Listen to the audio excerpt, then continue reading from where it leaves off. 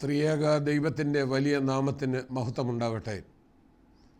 കർത്താവിനാൽ അനുഗ്രഹിക്കപ്പെട്ടവരെ, സ്നേഹിക്കപ്പെട്ടവരെ, 40 ദിവസം അതിശ്രേഷ്ഠമായ വിധത്തിൽ ശുദ്ധമുള്ള നോമ്പ് നാം ആചരിച്ചു കഴിഞ്ഞു. ശുദ്ധമുള്ള നോമ്പ് ജയത്തിൻ്റെ അടയാളവും ശത്രുവാകുന്ന ദുഷ്ടൻ്റെ നേരെ തോൽക്കാത്ത ആയുധവുമാകുന്നു. അതങ്ങനെയായി തീരണമെങ്കിൽ നോമ്പ് ശുദ്ധമുള്ളതായി തീരണം. നോമ്പിൻ്റെ ദിവസം ആരംഭിക്കുന്നത് ശിബുക്കോനോ ശുശ്രൂഷയിലൂടെ എന്ന് പറഞ്ഞാൽ അനുരഞ്ജനത്തിൻ്റെ, സ്നേഹത്തിൻ്റെ, ക്ഷമയുടെ, പരസ്പരം പൊറുക്കുന്നതിൻ്റെ അനുഭവത്തിലൂടെയാണ് 40 ദിവസം നടക്കുന്ന നോമ്പിലേക്ക് നാം പ്രവേശിക്കുന്നത്. ഇതിൻ്റെ പശ്ചാത്തലം മോശ നോമ്പ് നോറ്റു, ദൈവത്തോടു കൂടെയായിരുന്നു. ഏലിയ 40 ദിവസം നോമ്പ് നോറ്റു, അവൻ അഗ്നിത്തേരിൽ സ്വർഗത്തിലേക്ക് കരേറി. നമ്മുടെ രക്ഷകനായ യേശു തമ്പുരാൻ മരുഭൂമിയിൽ 40 ദിവസം ഉപവസിച്ചു. തിരിച്ചു വരുമ്പോൾ സാത്താൻ പരീക്ഷിക്കുവാൻ ശ്രമിക്കുകയും എന്നാൽ സാത്താനെ പുറകോട്ട് അടിച്ചു മാറ്റി ജയിക്കുവാനുള്ളതായ ജയത്തിൻ്റെ അടയാളം ലോകത്തിന് തന്ന് മനുഷ്യരാശിയുടെ പാപത്തെ പരിഹരിച്ച് മരണത്തെ ജയിച്ചവനായി യേശു മാറി. അതാണ് വാസ്തവത്തിൽ വലിയ നോമ്പിൻ്റെ 40 നോമ്പിൻ്റെ അടിസ്ഥാന പ്രമാണം. ഭക്ഷണപാനീയങ്ങളിലൊക്കെ ഉള്ളതായ നിയന്ത്രണങ്ങൾ സഭാപിതാക്കന്മാർ നിഷ്കർഷിച്ചിട്ടുണ്ട്. അതാവശ്യമാണ്. കാരണം നോമ്പ് നോൽക്കുമ്പോൾ നമുക്ക് നമ്മുടേതായ മനസ്സിനെ കേന്ദ്രീകരിച്ച് ഏകീഭവിച്ച് ശരീരത്തെയും മനസ്സിനെയും ഒരു പോയിന്റിൽ, ഒരു ബിന്ദുവിൽ കൊണ്ടുവന്ന് പ്രാർത്ഥിക്കുവാനും കൂടുതൽ ഏകാഗ്രത ലഭിക്കുവാനും ഇടയായി മാറും. അങ്ങനെയുള്ളതായ നോമ്പാണ് വാസ്തവത്തിൽ സ്നേഹത്തിൻ്റെ ഫലം പുറപ്പെടുവിക്കുന്നത്. നാം പ്രാർത്ഥനയിൽ ചൊല്ലുന്നുണ്ട്, നോമ്പ് നോക്കുന്നവൻ സദാസമയം സ്വർഗത്തിലാണ്. സ്വർഗത്തിൽ ഉള്ള അനുഭവം എന്ന് പറയുന്നത് സ്തോത്രത്തിൻ്റേതാണ്, സമാധാനത്തിൻ്റേതാണ്, സ്നേഹത്തിൻ്റേതാണ്. അതിന് വിപരീതമായിട്ടുള്ളതൊക്കെ നരകചിന്തകളാണ്. ആയതിനാൽ നോമ്പ് നോക്കുന്നവൻ എപ്പോഴും സ്വർഗത്തിലാകുന്ന അനുഭവം ഉണ്ടാകണമെങ്കിൽ സ്വാർത്ഥത വെടിഞ്ഞ് ജാഗരണത്തോടുകൂടി കുമ്പിട്ട് നമസ്കരിച്ച് യാമപ്രാർത്ഥനകളൊക്കെ തികച്ച് വിലക്കപ്പെട്ട ആഹാരത്തിൽ നിന്നൊക്കെ പിന്മാറി നമ്മുടെ ആത്മശരീര മനസ്സിനെ ഒരു അനുതാപത്തിൻ്റെ അനുഭവത്തിലേക്ക് കൊണ്ടുവരണം. കാരണം നോമ്പ് തുടങ്ങുന്നതായ സമയം മുതൽ 40-ാം വെള്ളിയാഴ്ച വരെയുള്ളതായ ദിവസങ്ങളിൽ വിശുദ്ധ കുർബാനകളിൽ ഏവങ്കേലിയോനിൽ വായിക്കുന്നത് വിവിധ തരത്തിലുള്ളതായ രോഗങ്ങൾ പ്രാപിച്ചവർക്ക് സൗഖ്യം ലഭിക്കുന്ന സുവിശേഷ വായനയാണ്. അപ്പോൾ ഈ ലോകത്തിൽ ജീവിക്കുന്ന നമുക്ക് ലോകത്തിൻ്റെ ഇമ്പങ്ങൾ പലപ്പോഴും പാപത്തിലുള്ളതായ ജീവിതത്തിലേക്ക് നമ്മെ നയിക്കുമ്പോൾ ആ പാപത്തിൽ നിന്നുള്ളതായ വിടുതൽ നമുക്ക് ലഭിക്കണം. ആ പാപമോചനമാണ് വാസ്തവത്തിൽ നോമ്പിൽ പ്രത്യേകമായി വിശുദ്ധ കുമ്പസാരം സഭ ക്രമീകരിച്ചിരിക്കുന്നത്. കാരണം നോമ്പിൻ്റെ കാലത്ത് പകകളെ ഏറ്റുപറഞ്ഞ്, വിദ്വേഷങ്ങളെ ഏറ്റുപറഞ്ഞ്, പാപങ്ങളെ ദൈവസന്നിധിയിൽ ഏറ്റുപറഞ്ഞ് ഒരു നവീകരിക്കപ്പെട്ട ഹൃദയത്തോടുകൂടി ഏലിശ പുതിയ കുടത്തിൽ ഉപ്പിട്ടതുപോലെ എൻ്റെ ഹൃദയമാകുന്ന ഈ പുതിയ കുടത്തിൽ ദൈവിക കൃപയുടെ ഉപ്പ് വർഷിച്ച് ഞാൻ എന്നും പഥ്യമായിരിക്കുവാൻ തക്കവണ്ണമാണ് നോമ്പ് ക്രമീകരിച്ചിരിക്കുന്നത്. അങ്ങനെയുള്ള നോമ്പ് അനുഷ്ഠിക്കുന്നവർക്ക് ഇത് ജയത്തിൻ്റെ അടയാളവും ശത്രുവാകുന്ന ദുഷ്ടൻ്റെ നേരെ തോൽക്കാത്ത ആയുധവുമാവുകയുള്ളൂ. സാക്ഷാൽ ദൈവപുത്രനെ പോലും പരീക്ഷിച്ച് പരാജയപ്പെടുത്തുവാൻ ആഗ്രഹിക്കുന്ന സാത്താൻ നമ്മെയും വീഴ്ത്തുവാൻ ശക്തിയുള്ളവനായി സ്വയം അഭിനയിച്ചാണ് നമ്മെ നേരിടുന്നത്. അതൊരു വികൃതി രൂപിയുള്ളതായ പിശാചിൻ്റെ മുഖമോ അതൊക്കെ നമ്മുടെ മനസ്സിൽ കാണുമായിരിക്കാം. എന്നാൽ നാം ജീവിക്കുന്ന സാഹചര്യത്തിൽ നമ്മെ ഏറ്റുമുട്ടുന്നതായ പല വിചാര പ്രവൃത്തികളാണ് വാസ്തവത്തിൽ പിശാചായി നമ്മെ പരീക്ഷിക്കുന്നത്. ചില ആളുകളുണ്ട് നോമ്പ് തുടങ്ങുമ്പോൾ മുതൽ മദ്യപാനത്തിൽ നിന്ന് വേർതിട്ട് നിൽക്കുന്നവർ. പക്ഷെ അവർ ഈസ്റ്റർ കഴിയുമ്പോൾ ആ വ്രതത്തിൽ നിന്നൊക്കെ പിന്തിരിയുമ്പോൾ വാസ്തവത്തിൽ പിശാച് അവരെ വീഴ്ത്തി എന്ന് തീർച്ചയായും പറയേണ്ടതായിട്ട് വരും. പക്ഷെ കർത്താവിനെ പോലെ പരീക്ഷകളെ ജയിക്കുവാൻ, പ്രതിസന്ധികളെ അഭിമുഖീകരിക്കുവാനും തരണം ചെയ്യുവാനുമുള്ള ആത്മീയമായ ഒരു വലിയ ആർജവത്വം നമുക്കുണ്ടാകേണ്ടത് ആവശ്യമാണ്. അതാണ് നോമ്പിൽ നാം നേടിയെടുക്കേണ്ടത്. വലിയ നോമ്പ് വാസ്തവത്തിൽ 40-ാം വെള്ളിയാഴ്ച കൊണ്ട് അവസാനിക്കുകയാണ്. അന്ന് വിശുദ്ധ കുർബാനയുണ്ട്. പിറ്റേ ദിവസം സഭയുടെ ക്രമീകരണം അനുസരിച്ച് ലാസറിനെ ഉയർപ്പിച്ച ശനിയാഴ്ചയാണ്. ഞായറാഴ്ച ഓശാന ദിവസം തുടങ്ങുകയാണ്. സഭയുടെ ക്രമീകരണം അനുസരിച്ച് നാം അതിനെ കഷ്ടാനുഭവ ആഴ്ച എന്ന് പറയും, വിശുദ്ധ വാരം എന്ന് പറയും, പാഷൻ വീക്ക് എന്ന് ഇംഗ്ലീഷിൽ പറയും.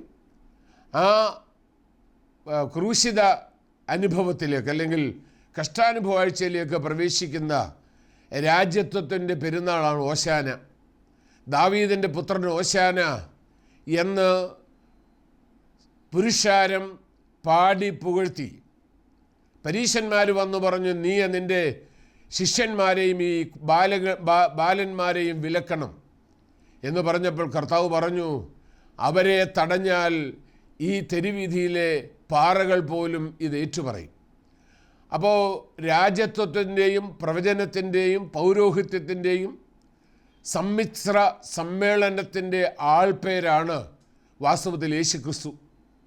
ആ യേശുക്രിസ്തു രാജത്വം പ്രാപിച്ച് ജെറുസലേം ദേവാലയത്തിലേക്ക് പ്രവേശിക്കുന്ന ആ വലിയ വിജയകരമായ ജൈത്രയാത്രയാണ് ഓശാനയുടെ ഇതിവൃത്തം. ഉണ്ണികൾ ആർത്തു, ബാലന്മാരാർത്തു. അവിടെ നിന്നിരുന്നതായ ആളുകൾ അവരുടെ വസ്ത്രങ്ങൾ വഴിയിൽ വിരിച്ച് കയ്യിൽ ദഖലായുടെ അല്ലെങ്കിൽ പനയുടെ കൊമ്പുകൾ പിടിച്ച് സൈത്വമരത്തിൻ്റെ കൊമ്പുകൾ ഏന്തി ദാവീദ് പുത്രൻ ഓശാന എന്നുള്ളതായ ആർപ്പ് വിളികളോടുകൂടി ജെറുസലേം ദേവാലയത്തിലേക്ക് പോവുകയാണ്. നോമ്പിൻ്റെ അവസാന ഭാഗത്ത് നമുക്ക് 100-ാം സങ്കീർത്തനത്തിൻ്റെ 1-ാം വാക്യം പറയുന്നത് ഇങ്ങനെയാണ്: സകല ഭൂവാസികളുമായുള്ളവരെ യഹോവയ്ക്ക് ആർപ്പിടുവീൻ, സന്തോഷത്തോടെ യഹോവയെ സേവിപ്പീൻ, സംഗീതത്തോടെ അവൻ്റെ സന്നിധിയിൽ വരുവീൻ, യഹോവ തന്നെ ദൈവം എന്നറിവീൻ. 40 ദിവസത്തെ ഈ വലിയ യജ്ഞം നാം വാസ്തവത്തിൽ ആർപ്പിട്ടുകൊണ്ടാണ് ദൈവമേ ഞങ്ങളെ അനുഗ്രഹിക്കണമേ എന്നുള്ളതായ അനുതാപത്തിൻ്റെ കുറിയലൈസോൻ എന്നുള്ളതായ ആ പ്രതിവാക്യങ്ങളുമൊക്കെ ചൊല്ലിക്കൊണ്ട് മോറാൻ ഇസ്രാഹാം മേലയിൻ കർത്താവെ ഞങ്ങളോട് കൃപ ചെയ്യണമേ, ഞങ്ങളുടെ ഉത്തരമരുളി ചെയ്യണമേ എന്നുള്ള മനോസമ്മതമായ പ്രാർത്ഥന ദൈവസന്നിധിയിൽ മുഴക്കിയതായ വലിയ ആർപ്പ് വിളിയാണ്. നമുക്കറിയാം, തെരഞ്ഞെടുപ്പിലൊക്കെ ആർപ്പ് വിളിയുണ്ട്. തെരഞ്ഞെടുപ്പിന് മുമ്പ് ആർപ്പ് വിളിയുണ്ട്. അത് വിജയത്തിലേക്കുള്ള ഒരാഗ്രഹവും ആവേശവുമാണ്. എന്നാൽ തെരഞ്ഞെടുപ്പ് കഴിഞ്ഞ് അതിൻ്റെ ഫലം പ്രഖ്യാപിക്കുമ്പോൾ ജയിച്ചവന് മാത്രമേ ആർപ്പിടുവാൻ അവകാശമുള്ളൂ. ഇതാണ് വാസ്തവത്തിൽ ക്രിസ്ത്യാനിക്ക് ഉണ്ടാവേണ്ടത്. ക്രിസ്ത്യാനി 40 ദിവസം നോറ്റ ഈ ആർപ്പിടിയിൽ ദൈവപ്രസാദകരമായി തീരുന്നതിന് നമ്മുടെ ഈ 40 ദിവസത്തെ നോമ്പ് ഏറ്റവും അനുഗ്രഹമാണ്. അങ്ങനെയാണ് ഈ ബാലന്മാരും ബാലികകളും ശിഷ്യന്മാരും പുരുഷാരും സ്ത്രീകളുമൊക്കെ യേശുവിൻ്റെ ഓശന്ന പാടി ജെറുസലേം ദേവാലയത്തിലേക്ക് പോയത്. ഇപ്പോൾ ദേവാലയങ്ങളിൽ പുഷ്പവൃഷ്ടിയുമൊക്കെ നടത്തി ഈ ഓശാന പെരുന്നാളിൽ കുട്ടികൾ ദാവീദ് പുത്രൻ ഓശാന ഓശാന എന്ന് പറയുമ്പോൾ പൂ വാരി വിതറുമ്പോൾ അവരുടെ ആത്മചൈതന്യവും ആത്മനിർവൃതിയും എത്ര വലുതാണ്. ശനിയാഴ്ച രാവിലെ മുതൽ പുഷ്പങ്ങൾ ശേഖരിക്കുവാൻ തുടങ്ങും, കുരുത്തോലകൾ അരിയുവാൻ തുടങ്ങും, കുരുത്തോലകൾ വെട്ടും. അങ്ങനെ ഓശാന ഒരു വലിയ പെരുന്നാളിൻ്റെ അനുഭവത്തിലേക്കാണ്. അന്ന് വൈകുന്നേരം മുതൽ കഷ്ടാനുഭവ ആഴ്ചയുടെ പ്രാർത്ഥനയിലേക്ക് സഭ പ്രവേശിക്കും. പെസഹ, ആ വാക്കിൻ്റെ അർത്ഥം തന്നെ പുറപ്പാട് എന്നാണ്, എക്സോഡസ്.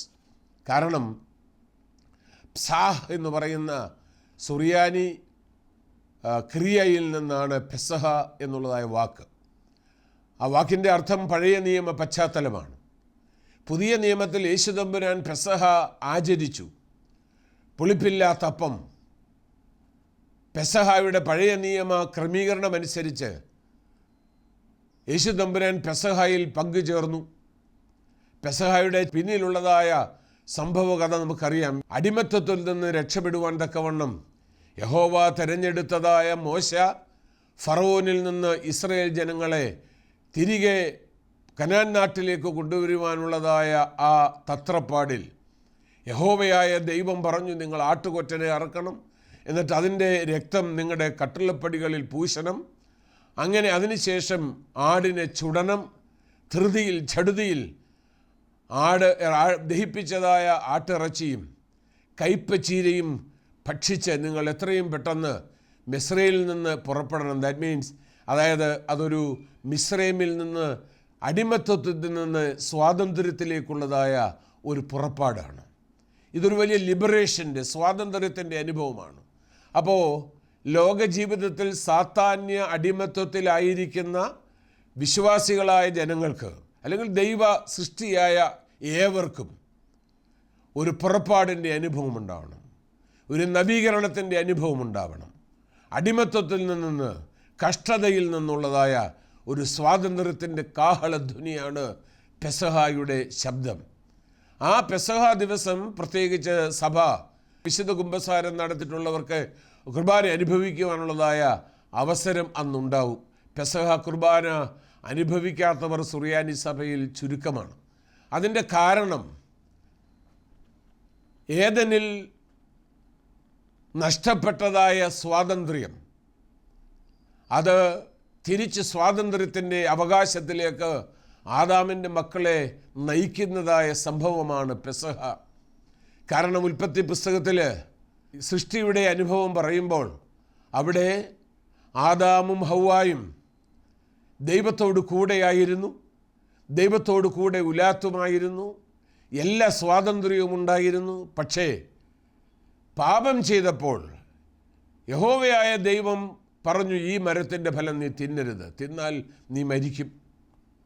ആ മരത്തിൻ്റെ തന്നെ ഫലം കാണിച്ചിട്ട് പിശാച് പറഞ്ഞു, ഈ മരത്തിൻ്റെ ഫലം നീ തിന്നാൽ നീ ജീവിക്കും, നിൻ്റെ കണ്ണു തുറക്കും, നീ ദൈവത്തെ പോലെയാകും. ദൈവം ഒരു വശത്ത് പറയുമ്പോൾ മറുവശത്ത് സാത്താൻ മറ്റു രീതിയിൽ പറയുമ്പോൾ മനുഷ്യൻ അവിടെ ഒരു തെരഞ്ഞെടുപ്പിൻ്റെ വക്കിൽ എത്തിച്ചേരുന്നു. ആദാം തെരഞ്ഞെടുത്തത് തെറ്റി. ആദാം തെരഞ്ഞെടുത്തതായ തെറ്റ് വാസ്തവത്തിൽ അവനെ പർദീസയിൽ നിന്ന് പുറത്തു കളഞ്ഞു.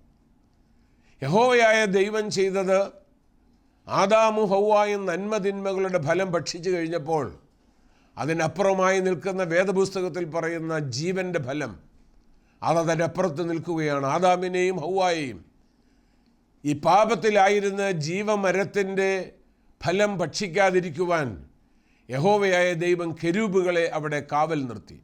കാരണം പാപത്തിലായിരിക്കുന്ന ആദാമും ഹവ്വായും ആ കെരൂബുകളില്ലാത്ത അവസരത്തിൽ ജീവൻ്റെ ഫലം ഭക്ഷിച്ചാൽ പാപത്തിൽ അവരെന്നും ജീവിക്കും. പക്ഷേ യഹോവയായ ദൈവം പർദീസയിൽ നിന്ന് ഭൂമിയിലേക്ക് തള്ളപ്പെട്ട ആദാമിനെ, അല്ലെങ്കിൽ മനുഷ്യരാശിയെ തിരികെ വീണ്ടും പർദീസയിലേക്ക് കയറ്റണമെന്നുള്ള സ്വർഗീയ ആഗ്രഹവും തിരിച്ച് പർദീസയിലേക്ക് പ്രവേശിക്കണമെന്നുള്ള ആദാമ്യ സന്തതിയുടെ അഗമ്യമായ ആഗ്രഹവും തമ്മിൽ ഒത്തുചേരുന്നതാണ് വാസ്തവത്തിൽ പെസഹ. കാരണം ആദാമിനെ ഈ ജീവമരത്തിൽ നിന്ന് തടഞ്ഞിരുന്നു. അതുകൊണ്ട് പെസഹായിക്ക് സഭ ചൊല്ലുന്നുണ്ട്, ഏദേനിലാദാം രുചി നോക്കാത്ത ജീവമരത്തിൻ ഫലവുമിവൻ താൻ. വിശ്വാസികൾക്ക് വിശുദ്ധ കുർബാന വിതരണം ചെയ്യുമ്പോൾ ജനങ്ങൾ ഒരുമിച്ച് ചൊല്ലുന്ന സത്യവിശ്വാസ പ്രഖ്യാപനമാണ്. ആദാമിന് നിഷേധിച്ചിരുന്ന ആ ജീവൻ്റെ ഫലം ഇന്ന് മനുഷ്യരാശിക്ക് അനുഭവിക്കുവാനുള്ള സ്വാതന്ത്ര്യം ദൈവം കൊടുത്തു. അതാണ് പെസഹ, മാറ്റത്തിൻ്റെ അനുഭവം. പെസഹായുടെ ശുശ്രൂഷ മധ്യേ വിശുദ്ധ കുർബാന കൊടുക്കുമ്പോൾ മറ്റൊരു ഭാഗത്ത് ചൊല്ലുന്നുണ്ട്, യേശായ നിബിക്ക് ദൂതൻ കൊടുത്ത പാവേനമാം തീ കനലൂമിവൻ താൻ. ഞാൻ അയ്യോ അരിഷ്ട മനുഷ്യൻ, എൻ്റെ അധരങ്ങൾ പാപമുള്ളതെന്ന് പറഞ്ഞ ആ ദീർഘദർശിയുടെ ചുണ്ടിന്മേൽ അഗ്നിക്കനലുകൾ കൊടിലിൽ എടുത്ത് ദൂതന്മാർ അവൻ്റെ ചുണ്ടിനെ സ്പർശിച്ചപ്പോൾ അവന് ഈ ഖനി കഴിക്കുവാനുള്ള അർഹത യഹോവയായ ദൈവം കൽപ്പിച്ചു. ആ അർഹതയാണ് പെസഹായുടെ ഏറ്റവും വലിയ അനുഭവം. എല്ലാ കുർബാനയിലും യേശു തമ്പുരാൻ്റെ ശരീരരക്തങ്ങളാണ്. എന്നാൽ പഴയ പുതിയ നിയമ പെസഹാകൾ ഒരുമിച്ച് സമ്മേളിക്കുന്ന രക്ഷയുടെ ഏറ്റവും പ്രധാനപ്പെട്ടതായ മർമ്മങ്ങൾ പെസഹ പെരുന്നാളിൽ ആരംഭിക്കുകയാണ്.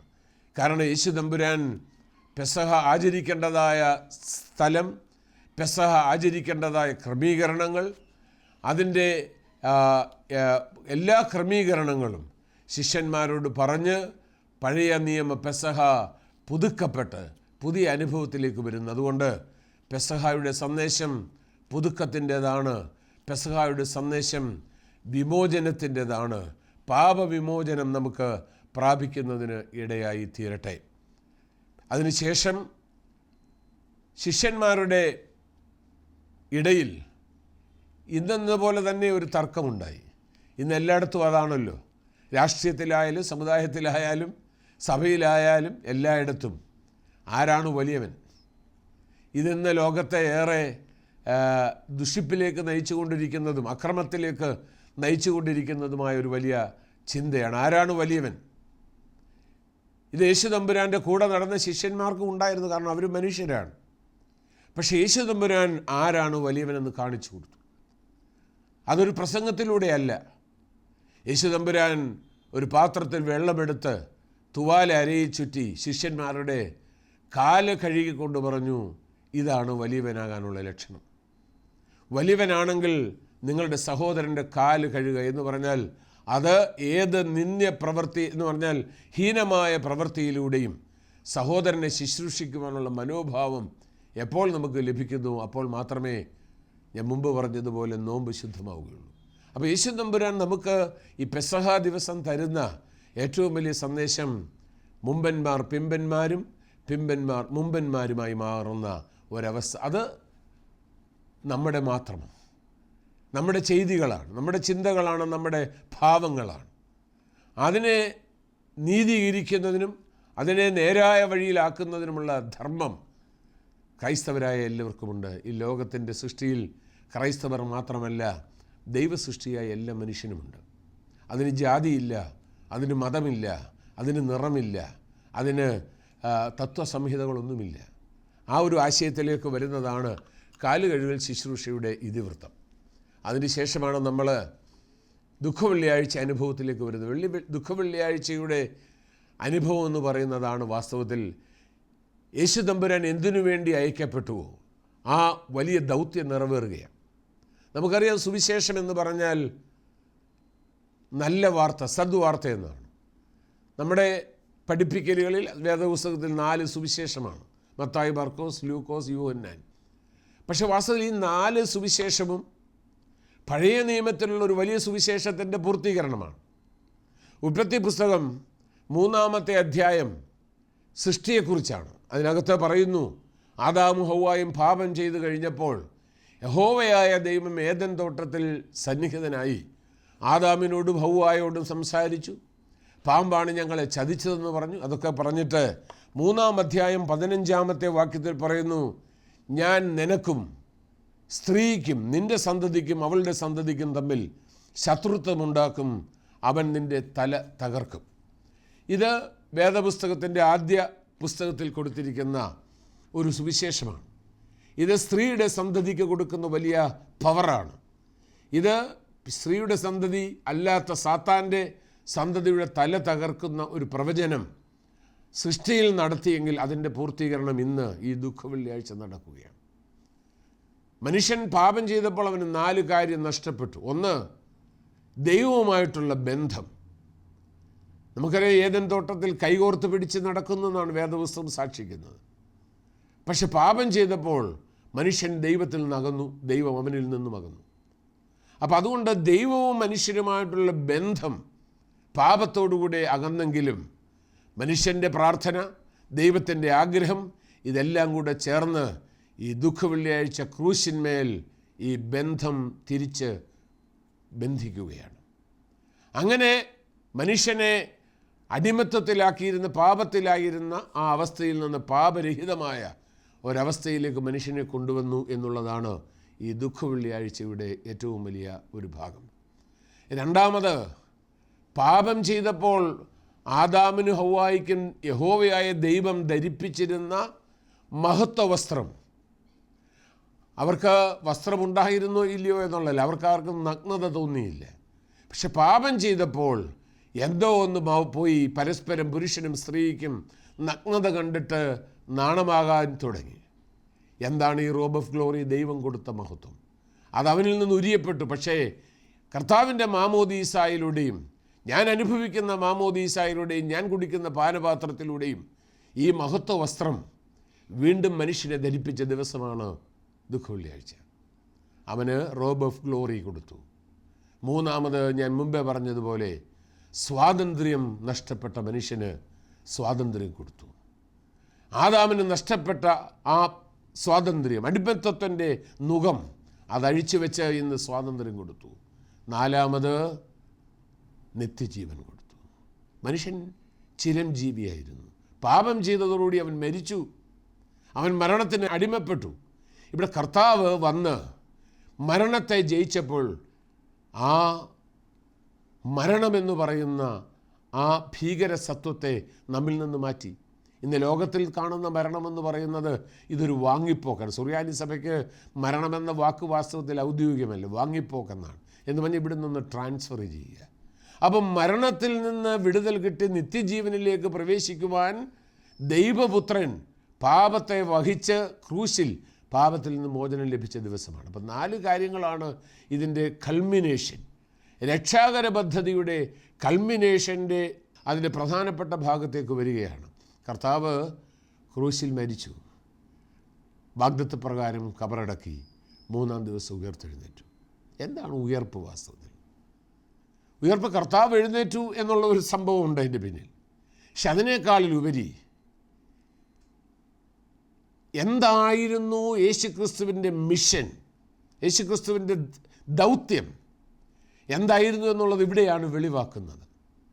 കാരണം അതിനു മുമ്പ് പത്രോസിനോട് ചോദിച്ച്, നിങ്ങൾ എന്നെ ആരെന്ന് പറയുന്നു? നീ ജീവനുള്ള ദൈവത്തിൻ്റെ പുത്രനായ മശീഹയാണെന്ന് പറഞ്ഞപ്പോൾ പത്രോസിനോട് പറഞ്ഞു, നീ ഇതാരോടും പറയരുത്. ഇത് പറയാതെ എങ്ങനെ അറിയുന്നേ?